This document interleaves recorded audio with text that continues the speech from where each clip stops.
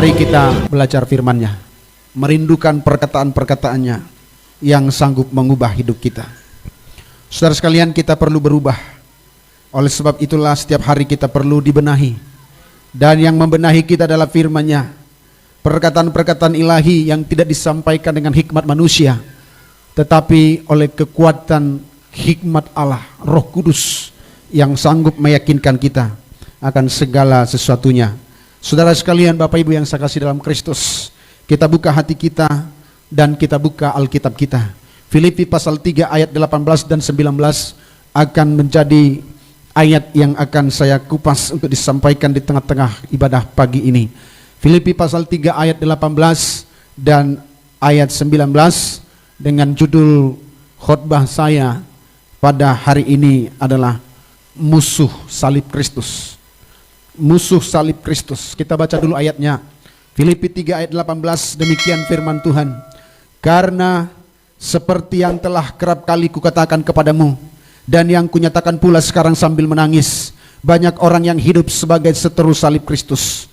Kesudahan mereka ialah kebinasaan, Tuhan mereka ialah perut mereka, kemuliaan mereka ialah aib mereka, pikiran mereka semata-mata tertuju kepada perkara dunia. Demikian pembacaan ayat firman Tuhan yang mengawali khotbah saya pada hari ini. Saudara sekalian yang saya kasih dalam Kristus, ini mungkin pernah saya singgung dalam khotbah saya mengenai salib Kristus. Dan perkataan ini begitu saya ulang-ulang karena Tuhan menggerakkan di hati saya. Bagaimana kita hidup sebagai umat Tuhan, menyadari betul peranan kita. Karena Tuhan akan membuat perbedaan antara orang-orang yang setia kepada Tuhan dan orang-orang yang tidak setia kepadanya. Saya percaya dan aminkan itu, bahwa Tuhan itu setia kepada orang yang setia. Bahkan kepada orang yang tak setia pun Dia setia. Itulah sebabnya kita masih bisa merasakan ibadah pada hari ini.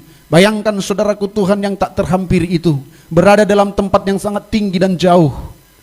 Dia agung, mulia, luhur. Alkitab berkata bahwa bumi ini pun tidak cukup untuk pijakan kakinya. Kalau begitu, di manakah posisi kita? Dia suci, kudus. Dia sangat jauh. Dia sangat transenden. Dia begitu tak terhampiri. Siapakah kita ini? Ulat pun kita tak layak di hadapannya. Sebiji sebutir debu yang paling kecil pun tak layak di matanya. Kita ini jauh dari kejauhan, memandang kepada keluhuran yang sangat tinggi. Bagaimana kita bisa untuk mengharapkan kehadirannya? Bagaimana kita ingin bersanding dengan Dia? Kita juga menyadari ketidakkudusan kita. Kekotoran kita, kenajisan kita membuat kita tidak layak untuk ada dalam hadirat-Nya. Apakah yang kita bisa bawa kepadanya menjadi modal untuk menghampiri Dia? Siapakah kita?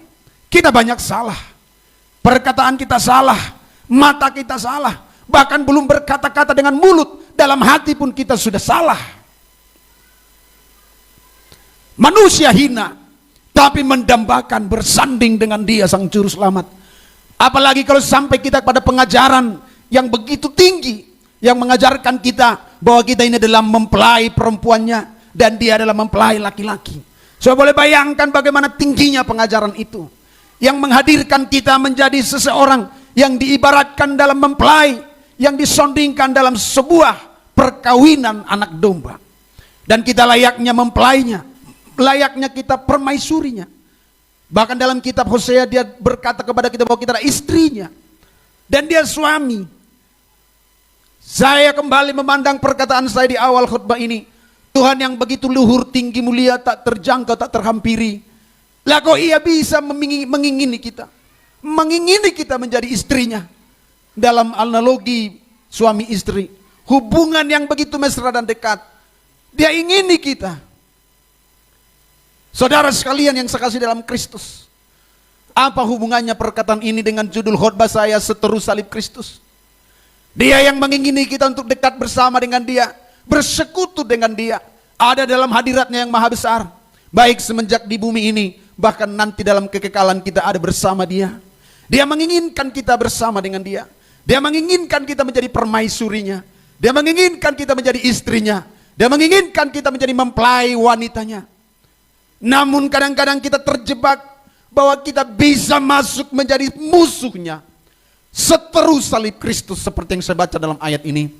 Karena seperti yang telah kerap kali kukatakan, kata Paulus kepada jemaat di Filipi, Dan yang telah kunyatakan pula sambil menangis sekarang, kata Paulus kepada jemaat di Filipi, bahwa orang yang hidup, banyak orang yang hidup sebagai seteru salib Kristus, menjadi musuh pemberitaan Injil, menjadi musuh bagi gereja. Kesudahan mereka ialah kebinasaan, Tuhan mereka ialah perut, kemuliaan mereka ialah aib. Pikiran mereka semata-mata tertuju kepada perkara dunia.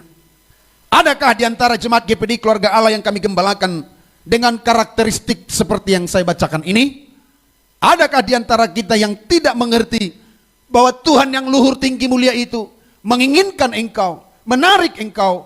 Dalam istilah teologi, dia membungkuk jauh dari sorga, mengulurkan tangannya mengangkat kita dari lumpur dosa, ingin menyucikan kita, memberikan kita, membersihkan kita dengan darahnya, dan ingin menempatkan kita di sampingnya.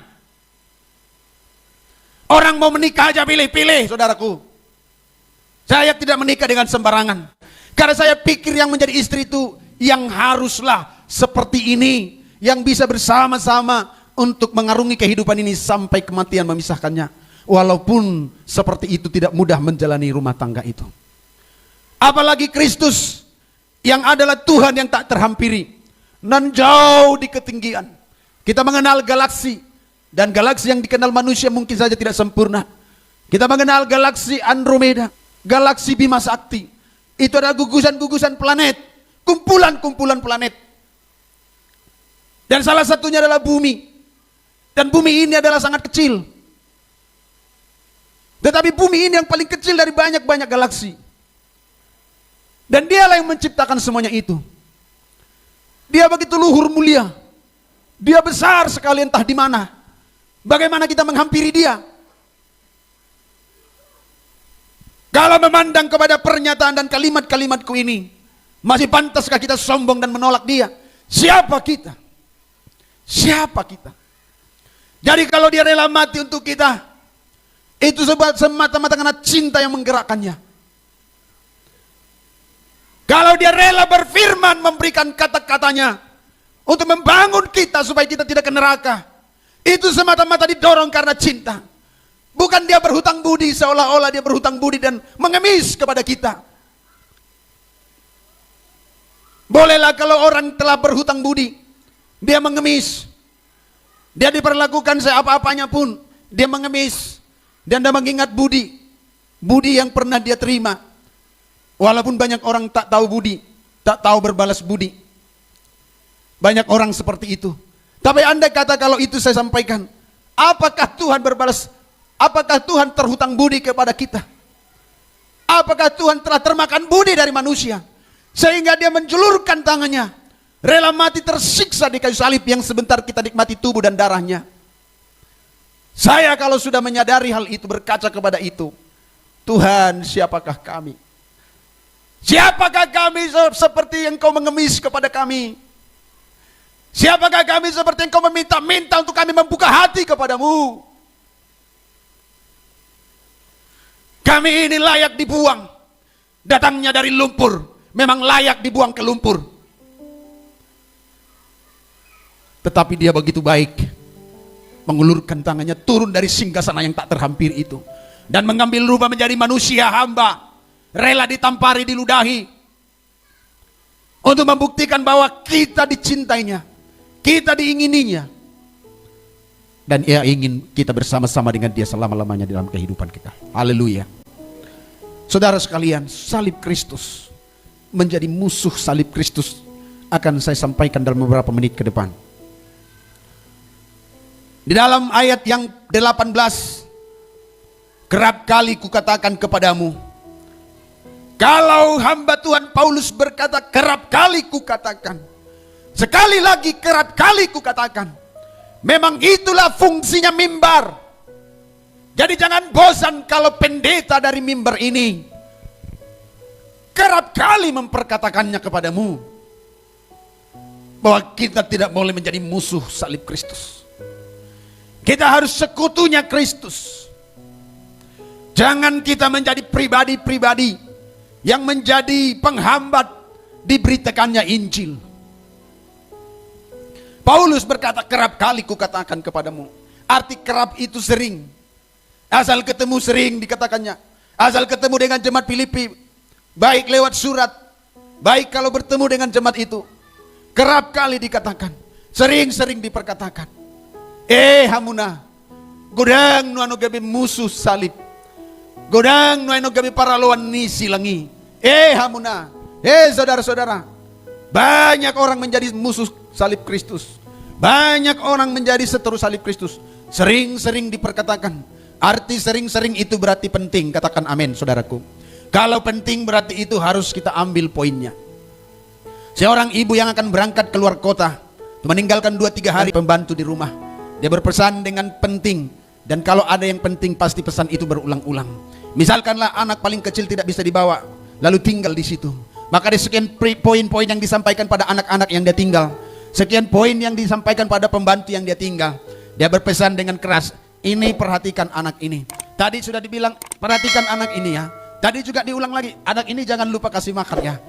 Tadi lagi dibilang lagi, udah mau berangkat, sudah di mobil, nak tolong adikmu yang paling kecil perhatikan ya. Sudah lepas di bandara juga, nak jangan lupa adikmu jangan bikin nangis ya. Kalau ada yang kerap kali diperkatakan itu penting, maka hari ini juga penting kita tanggapi dengan baik. Jangan-jangan saya ini menjadi seteru salib Kristus. Maka terus diperkatakan. Kebaikan Tuhan yang tidak terhampiri itu rela mengambil kita menjadi anaknya. Bukan cuma anaknya, sahabatnya. Bukan cuma sahabatnya. Disebut mempelai wanitanya. Luar biasa. Saya semakin menikmati bagaimana cinta mempelai wanita dan mempelai pria. Ada hubungan yang dekat, penghormatan yang tinggi kepada junjungan kebanggaannya. Memang tidak mudah menerjemahkan itu, tetapi saya lihat kalau kita memandang Kristus sebagai mempelai pria surga yang mengingini kita, yang meminang kita, yang mencari kita, yang mengambil kita dari yang kotor, dari tumpukan sampah, dimandikannya, diganti jubah pakaian kita, di sampingnya kita dibuat sombong lagi, belagu lagi. Saudara sekalian, itu betul-betul menyentuh hati saya. Maka lagu tadi betul-betul beberapa penggal saya dapat. Dia kata tak ada alasan untuk mengeluh. Mana aminnya saudara? Jangan terlalu banyak mengeluh. Kadang-kadang Tuhan izinkan memang hal-hal yang pantas dikeluhkan, menyakiti hati. Baik itu sifatnya kerugian materi ataupun sifatnya pembunuhan karakter. Memperkatakan kata yang tidak pantas bagi kita. Tapi semua itu ujian. Dan dikunci dengan kata tak pantas mengeluh. Karena Tuhan segalanya bagi kita. Haleluya. Haleluya. Andai kata kita mati hari ini, habislah semua keluhan itu. Karena kita akan bersama dengan Tuhan dalam kegirangan selama-lamanya. Bumi memang tempat mengeluh, tapi kita harus menjaga diri untuk tidak mengeluh. Haleluya. Menjadi pribadi-pribadi yang kuat bersama dengan Tuhan.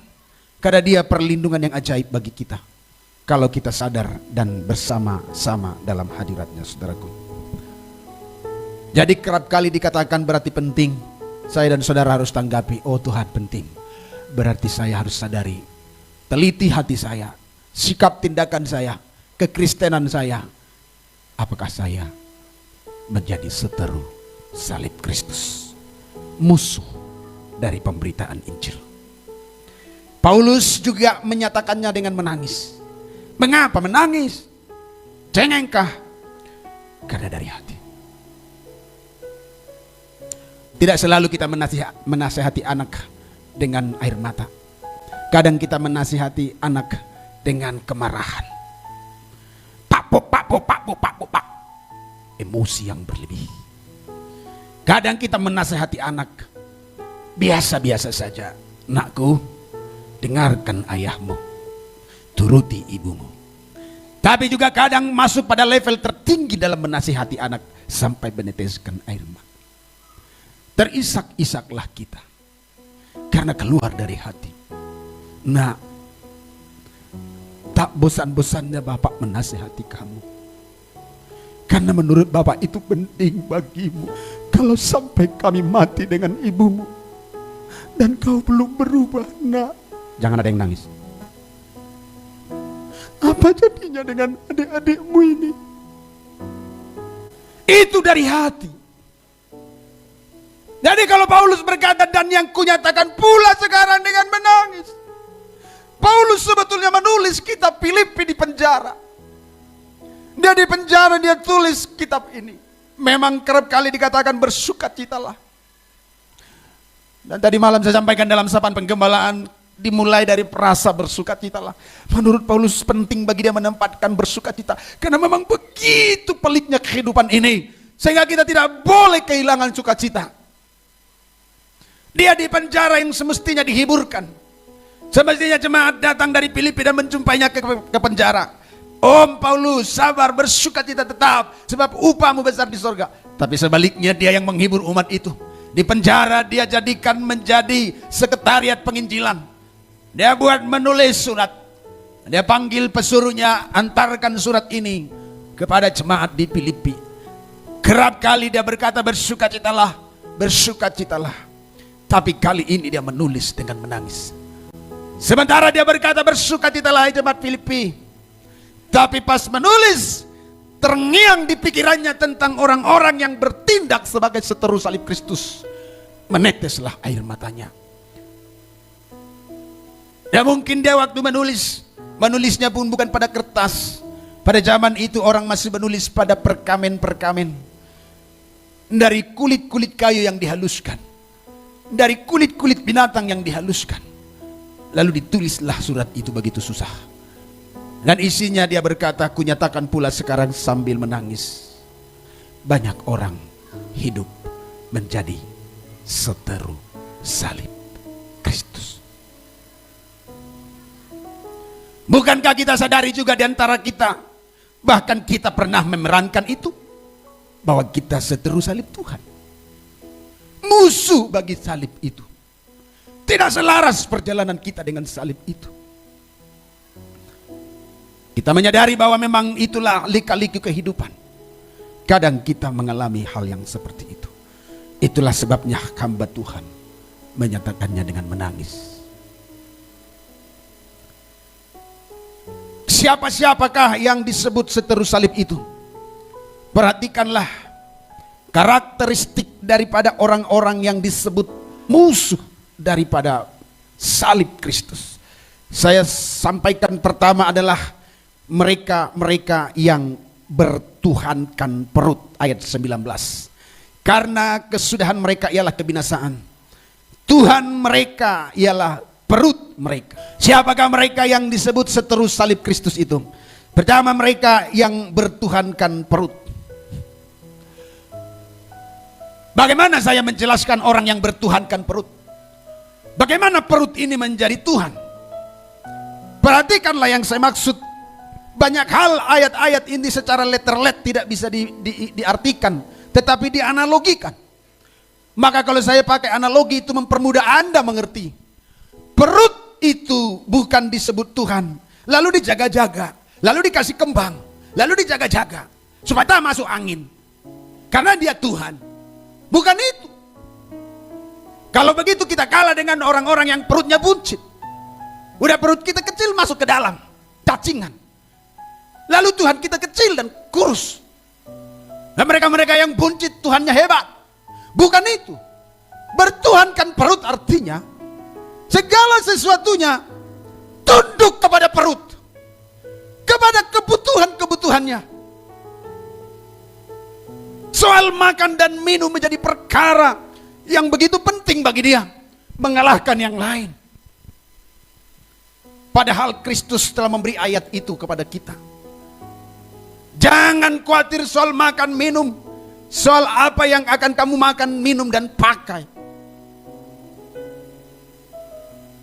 Tuhan telah batalkan itu. Bahwa kita tidak perlu begitu peduli dengan perut. Orang yang bertuhankan perut, pasti mereka terjebak menjadi seteru salib Tuhan. Bagi dia adalah uang. Bagi dia materi paling penting. Untuk perut hari ini sudah cukup. Tapi kan perlu perut minggu ini. Minggu ini udah cukup. Perut untuk tahun ini perlu dipersiapkan. Tahun ini sebetulnya tabungan saya udah cukup. Tapi perut untuk 7 tahun ke depan perlu dijaga. 7 tahun ke depan sebetulnya sudah bertimbun di lumbung cukup. Tapi perlu menjaga perut untuk anak dan cucu-cucuku. Sehingga 2-3 rumah tak cukup. 6-5-7 hektar tanah tidak cukup. Unlimited lah Tuhan yang satu ini. Kalau hanya perut hari ini, gampang mah. Tadi pagi saya tidak makan. Masih tahan sampai sekarang. Sampai nanti jam 2 baru makan. Boleh. Atau kita sengaja nanti sore juga buka puasa. Misalnya kalau puasa. Boleh. Ada juga orang-orang yang beberapa kali, dan kami dan Ibu Gembala udah sering lakukan puasa 3 hari. Boleh. Tapi makna dari apa yang disebut bertuhankan perut. Pikirannya bagaimana kaya. Bagaimana mengumpul. Dan Tuhan Yesus buat perumpamaan pada orang kaya yang bodoh. Karena dia berkata, hai jiwaku bersenang-senanglah. Padamu ada harta yang tertimbun untuk 7 turunan. Tuhan berkata, hai orang bodoh, kalau malam ini diambil nyawamu, engkau mati malam ini, kata Tuhan. Kemanakah semua yang kau simpan itu? Gereja Tuhan dibersihkan dari Tuhan perut. Kalau orang sudah bertuhankan perut, artinya perut sudah masuk pada level Allah. Perut sudah masuk pada level Allah. Artinya kebutuhan ini paling penting dari segalanya. Mencuri pun boleh. Korupsi pun tidak apa-apa. Yang penting perut berisi. Orang akan menghalalkan segala cara karena dia bercerita perut. Istilah orang kita sering dengar kampung tengah. Saudara sekalian yang sekasih dalam Kristus, adakah di antara kita yang mengikut Tuhan ini karena perut? Ayo Mi, kebaktian Mi. Nanti warung kita tak laris. Ayo Pak, kebaktian Pak. Nanti Tuhan marah. Kerjaanmu gak naik-naik. Apain saudara? Ayo nak, mari doa semua nak. Nanti toko kita gak laris. Itu semua masih didorong oleh perut. Tapi kita harus menjadi orang-orang yang mencintai Tuhan. Perut sudah menjadi selevel Allah. Dia mengontrol semuanya. Maaf, ada banyak orang tidak peduli orang lain. Hanya mementingkan dirinya. Tidak mampu melakukan apa-apa dalam pekerjaan Tuhan. Hanya karena ketakutan dengan perutnya. Perut mengontrol dia. Berbohong gak apa-apa, yang penting untung. Menipu gak apa-apa, yang penting untung. Mencuri gak apa-apa, yang penting untung. Inilah seteru salib itu. Maka ada orang lain berkata, bukan Kristen itu. Iya. Jemaat Pak Pandiangan itu. Terus kenapa? Kemarin lewat dari belakang rumahku. Dia pura-pura ngambil-ngambil foto, tapi sepatu anakku pun digulung. Jangan seperti itu. Amin, saudaraku. Sanggupkah Tuhan memelihara kita dengan cara yang benar? Jangan ada seperti itu. Jangan karena perut saudara kehilangan surga.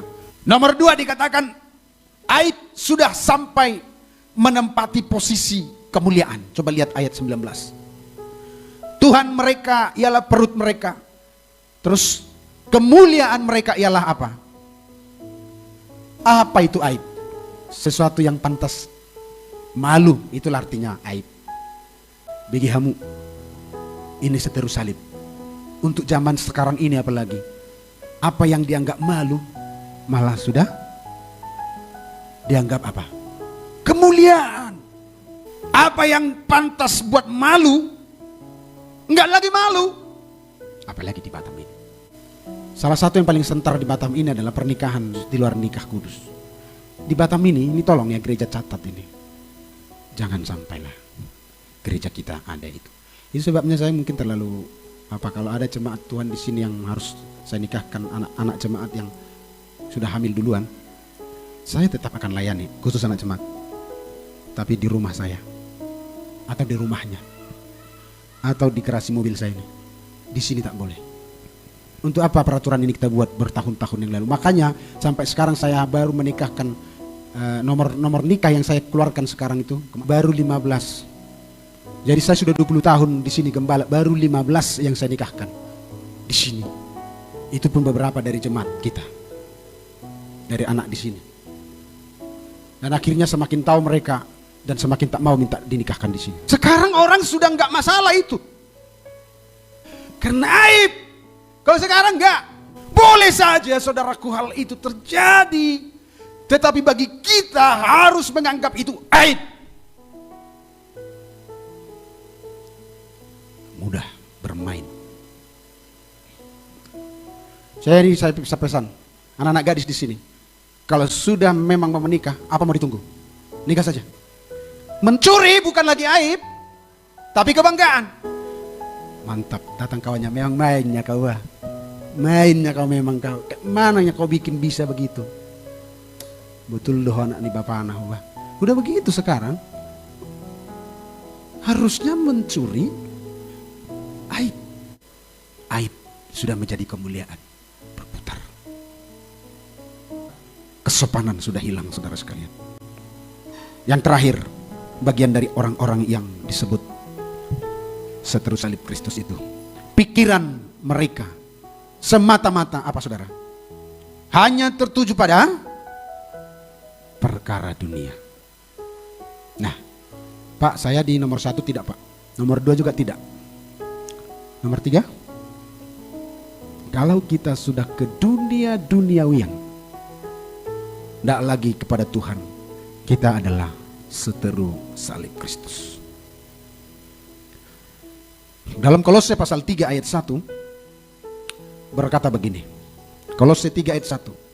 Karena itu, kalau kamu dibangkitkan bersama dengan Kristus, apa saudara? Carilah perkara yang di atas, di mana Kristus ada, duduk di sebelah kanan Allah. Ayat 2. Pikirkanlah apa? Perkara yang di atas, bukan yang di bumi. Yuk, kalau kita mau menyadari tidak menjadi seteru salib Kristus, jangan hanya tertuju kepada perkara-perkara duniawi. Kita tertuju kepada perkara-perkara sorgawi. Apa yang ada dalam pikiran Kristus. Pikiran orang-orang seteru salib Tuhan ini adalah semata-mata tertuju kepada perkara duniawi. Tuhan mereka ialah perut mereka, kemuliaan mereka ialah aib mereka. Pikiran mereka semata-mata tertuju kepada perkara-perkara dunia. Nilailah hati dan pikiranmu. Masih berapa persen hatimu kepada Tuhan dan sorga? Berapa persen hatimu kepada perkara rohani? Atau kau tertuju pada dunia? Bagaimana kaya, bagaimana hidup, bagaimana bergengsi? Atau hatimu berpaut pada Tuhan? Kembali ke awal khotbah saya tadi. Tuhan nan jauh tak terhampiri itu menginginimu, mengambilmu, mengambil saya. Lalu kita mempermalukan dia. Kita cuek dengan anugerahnya. Hal yang tidak pantas. Mari seluruh jemaat di keluarga Allah, bertobat kita semua. Bersihkan mata pencaharianmu di rumah. Berkat-berkat yang sedikit tapi berkat. Jangan bangga dengan aib. Ayo, kita perbaiki kehidupan ini. Jangan bangga dengan aib, saudaraku. Jangan bertuhan perut. Hari ini makan puji Tuhan, gak makan haleluya. Tuhan selalu jelas dengan pengajarannya. Bahkan dia mengajar kita untuk berdoa. Berikanlah kami apa? Makanan kami apa? Yang secukupnya berapa lama? Hari ini. Jadi kalau saudara makorus menyimpan untuk terus, itu perkara-perkara dunia. Yesus bukan bodoh membuat sebuah statement, makanan kami hari ini. Karena orang tidak mampu berpikir seperti itu sekalipun dia pendeta, dia akan korup, dia tidak akan jujur. Karena bertuhankan perut. Tapi Tuhan buat standar paling rendah. Berikan aku Tuhan makananku secukupnya hari ini. Sesederhana itu kata Yesus. Saya mau tanya, hari ini ada makanan di rumah? Jawab saya dengan jujur, hari ini sudah ada makanan di rumah? Cukup untuk makan malam nanti? Kalau ada yang makan malam nanti memang gak ada, datang ke saya. Saya kasih untuk makan malam nanti. Tapi buat malam nanti aja, besok pagi saya tak tanggung. Karena Tuhan bilang hari. Mana aminnya saudara? Jangan jadi seteru salib Kristus. Tenang hidup kita. Sebetulnya simpel mengikut Tuhan itu. Tuhan bilang makan hari ini, amin. Tapi Tuhan, nanti malam belum ada. Ini udah jam berapa nih belum ada? Ya nggak apa-apa dong. Tahan aja lah. Yesus saja berpuasa 40 hari. Simple. Makanya tadi pujian tadi tidak ada waktu untuk apa? Mengeluh. Jadi kalau nanti malam belum ada makanan, oleh karena Tuhan izinkan, bilang sama anak-anak, dokter bilang usus kadang-kadang perlu istirahat. Jadi nggak ada cara untuk apa? Mengeluh. Amin saudara. Banyak orang gagal menjadi anak Tuhan yang benar, bahkan menjadi seteru salib Kristus karena perkara perut. Yang kedua, banyak hamba-hamba Tuhan gagal menjadi hamba Tuhan, pengerja-pengerja gagal menjadi pengerja karena pikirannya bukan kerajaan Allah. Tapi sedih memang, sedih. Tapi hati kecilku berkata, Manris, jangan kau sedih, sebab kau Gilbert lumayan dong. Kata si Oki, pelawak itu. Nakya mo na to pelawak mempat do. Sali-sali totok kamu mentong la komedi-komedi yang sesang nasigar. Kamu langsung untuk utot dari sali-sali. Aku galau, kan ini kan? Aku sedih. Tapi hati kecilku berkata, Oki, kamu jangan sedih. Sebab kau Hotman Paris utapia. Kadang-kadang ada yang membuat kita nangis melihat orang yang telah menjadi seteru salib Kristus. Saudara, saya memang doakan terus, karena saya doakanlah. Sampai hari ini Bapak rindu kalian, entah di mana dan gereja apa, kembali kalian melayani Tuhan. Jadi dia bilang, usah ganggu-ganggu, ya udah, mau ganggu. Cuma aneh aja. Tapi kita yang di sini harus sadar bahwa kita harus memikirkan perkara surga. Saya sudah berjanji sejak saya jadi pendeta, sejak saya terpanggil sekolah teologi, apalah nong masuk kau sekolah badita, mang semangat petaho ku jalan. Memang Bapak Ibu lah saksinya. Setengah mampus kami dengan istriku, tapi nggak mau kami meninggalkan pelayanan. Sarjana kami dua-dua, jelas sekolahnya, sekolah terkenal di Jawa. 5 tahun jelas duduk di perkuliahan. Tapi nggak kami pergi mengandalkan ijazah itu untuk cari makan. Kami setia. Bahkan makan tak makan cuma belum ada. Karena itu komitmen kita. Bukan nggak bisa istri saya ngajar, pernah juga dia ngajar di Dapur 12 sana. Karena anak sekolah minggu kita diajari agama lain. Makanya dia ngajar. Setelah itu dikasih kesempatan ibunya mengajar yang lain. Setelah itu sebetulnya kalau masuk golongan K2 yang ibu ini udah masuk K2, udah masuk pegawai negeri. Tapi bagi kami bukan itu.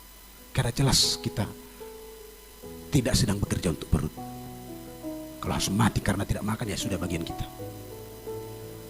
Saudara sekalian yang dikasih dalam Kristus, saya sorry kenapa saya jadi ngomong ke situ. Jangan jadi seteru salib Kristus, itu adalah pesan kita. Perbaiki cara mendapatkan mata pencaharian. Jangan tergiur dengan uang-uang yang kelihatannya jadi berkat padahal bukan. Nanti bentuknya buruk. Ya. Aib harus ditinggalkan. Jangan bangga dengan aib. Udah banyak bangga dengan aib. Prestasi-prestasi curang ditepuk tangani. Jangan. Dan pikiran arahkan kepada Tuhan. Bukan kepada perkara dunia. Bukan berarti kita kehilangan dunia, enggak. Saya lihat orang-orang yang serius diberkati Tuhan juga. Tuhan tolong kita semuanya. Ayat terakhir ini saya akan bacakan. Filipi 3 ayat 20. Bagaimana sebetulnya kita? Inilah kita sebetulnya. Kewargaan kita adalah di dalam apa? Surga. Dan dari situ juga kita akan menantikan Tuhan Yesus Kristus sebagai juru selamat. 21. Yang akan mengubah tubuh kita yang hina ini sehingga serupa dengan tubuhnya yang mulia menurut kuasanya yang dapat menaklukkan segala sesuatu kepada dirinya. Ini janji Tuhan yang harus kita kejar. Apa itu? Kita warga sorga, sementara numpang di bumi, sementara jalan-jalan di bumi, tapi nanti ke sorga. Itu yang kubanggakan. Kalau bisa sekarang maunya perangkat, karena gak ada yang lebih baik dari itu. Di sorga luar biasa indahnya. Kita warganya, kita akan ke sana. Dan dikatakan dia ubah tubuh yang hina ini, diubah oleh Tuhan dan menjadi serupa dengan tubuh Kristus. Itu yang kita nantikan, itu kita banggakan, supaya kita tidak menjadi seteru salib Tuhan. Cari makan dengan benar, jangan bangga dengan aib. Pikirkan perkara-perkara sorga. Itulah inti khotbah ini. Sadar dirimu warga kerajaan sorga, yang dari sana Tuhan jauh tinggi menjumpaimu. Songona dielek, ngemis dia, ayo naku ayo. Panas di neraka mati kau nanti sini. Ditarik kita dan hargailah itu. Ada jadikan kita mempelainya, mempelai wanitanya yang bersama-sama dengan dia selama-lamanya. Jujur kalau Tuhan mau minta sekarang pun saya mau ke surga. Itu jauh lebih mulia dari dunia ini. Apalah dunia ini?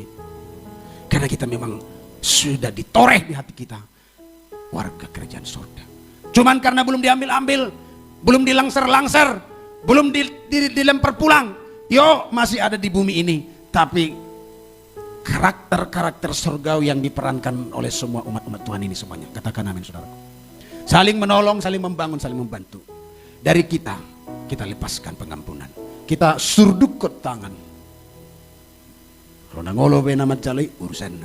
Dan itu yang saya lakukan. Saya cari, saya himbau, saya kasih tangan. Tapi ditolak, ya gak apa-apa. Tapi bola tak mati sama saya. Biarlah Tuhan yang berperkara. Manusia bisa menganggap dirinya benar, tapi ada hakim yang menimbang dengan sangat teliti. Tuhan, kalau saya pun memperkatakan hal yang salah seolah-olah membenarkan diriku di mimbar Tuhan ini, Tuhanlah saksinya. Biar semuanya berjalan dalam kemurahan Tuhan. Dia adalah Tuhan yang kita nantikan dari surga, membawa kita kembali ke rumah